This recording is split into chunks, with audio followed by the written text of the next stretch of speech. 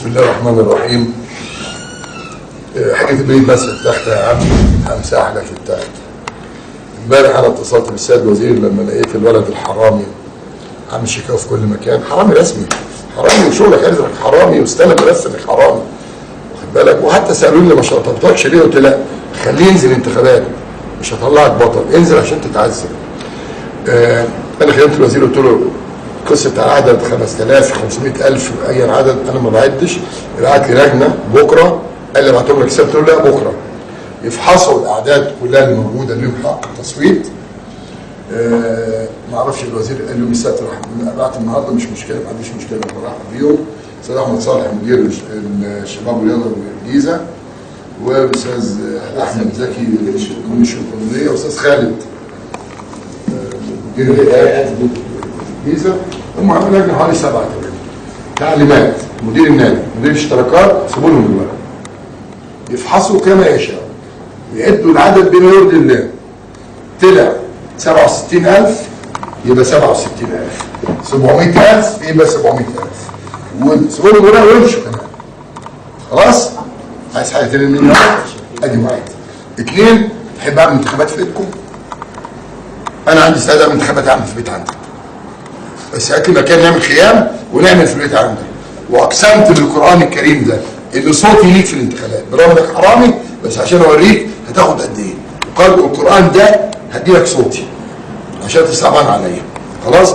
اللي في الادب بقى عملت ايه الادب عشان اشطبك؟ مش هشطبك دلوقتي خالص، بس اعمل حسابك انك بعد الانتخابات مالكش علاقه بالزمالك.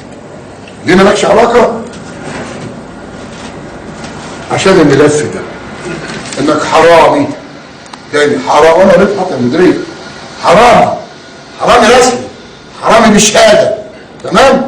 هشطبك باذن الله يوم الانتخابات بالليل، بعد ما تتزف كده واخد بالك وياكلوك علقه بالليل الاعضاء القرفانين منك، انت مالكش علاقه بنادي الزمالك. اللي في الادب بقى كل يوم عمال تهدد هروح الاتحاديه واروح مش عارف مين. يا ابني انا ما بخافش. ملفك تم تسليمه لوزير الداخليه امبارح، ادي 1. 2، انا وريت اللجنه الوسخات اللي انت منزلها على موقع من مواقع وزاره الداخليه. افلام الجنسيه، صور عريانه، عندك زمايلك كل يوم بيموتوا بيستشهدوا في سينا وفي مصر، وانت عمال تنزل افلام جنسيه على موقع وزاره الداخليه. ده كله برضه اتسال بسيد وزير الداخليه، تمام؟ ولما اتسالت ليه ما بتشتروش من قياداتك، قلت لا، عايزه ينزل خليه يتعذب يوم الانتخابات. فلو تحب نعمل انتخابات عندك في البيت اعمل لنا خيمه ونعمل انتخابات. ثقتي في نفسي بعد ثقتي في ربنا واعضاء جمعيه العموميه محترمين لا حدود لها. فاهم يا حرامي؟ تاني، فاهم يا حرامي؟ واقعد الى ادبك، هتتحاسب حساب عسير بأمارة ابنك اللي انت هربته امريكا بعد حادثه قدام نادي الصيد ودبست ابن اختك فيها واتحبس الواد. مش ابن اخته برضه اللي اتحبس ولا مين؟ ابن اختك، تمام؟ بأمارة الواد ابن الصايع اللي انت دخلته كليه شرطه، تمام؟ بيفحصوه دلوقتي. لا حاجات كتير، بس احنا عايزين نلصمك عشان تنزل انتخابات، تمام؟ زي ما رئيس السيسي قاعد يلصم في حمدين صباحي، خلاص لغايه من اصوات البطله طلعت اكتر من حمدين صباحي، تمام؟ ده مصيرك، حمدين صباحي جديد، خلاص. وبعدين انا يعني هعذر على مين واتريق على مين غير واحد زيك حرامي وقرع، تمام؟ تعليمات اهو، سيبوا لهم دلوقتي، سيبوا لهم الشركات وامشوا يفحصوا كما يشاء. العدد اللي يطلع بناء عليه تبقى النسبه ويتعمل الاعلان، ادي 1. 2، التصويت برفع الايدي او بالصندوق مش فارق معانا.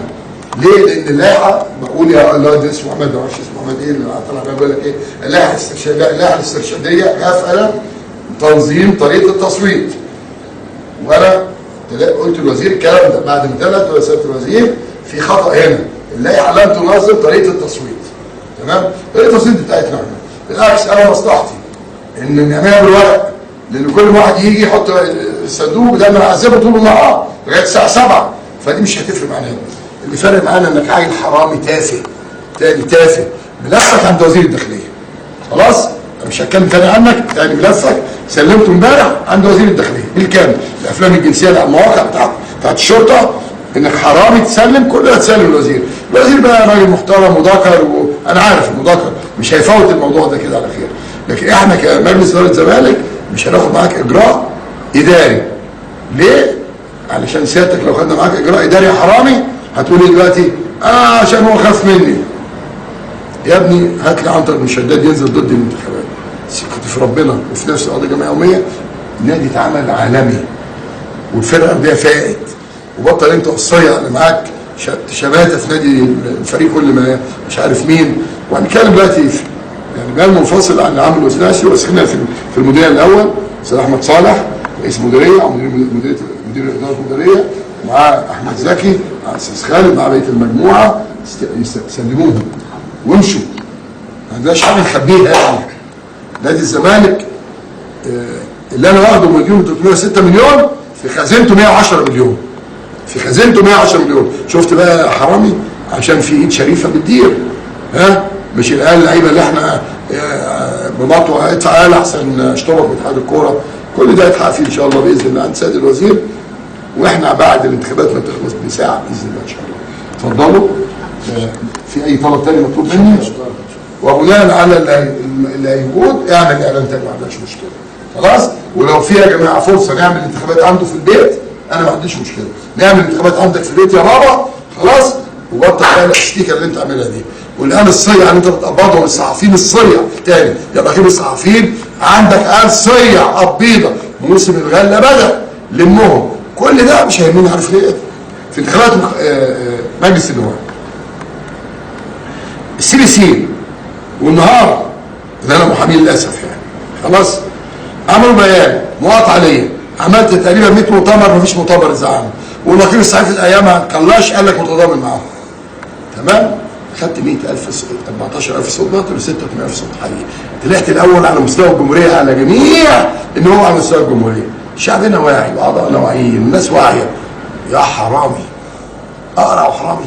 يلا شكرا.